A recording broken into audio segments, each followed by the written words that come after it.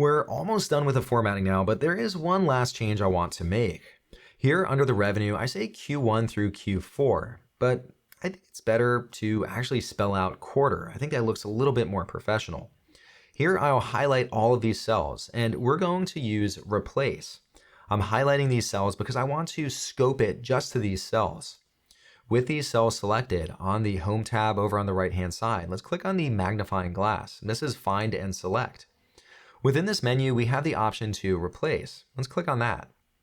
Right here, I can say what I want to look for. Well, I want to find a Q, and I want to replace it with quarter and then a space, and it'll leave the number untouched.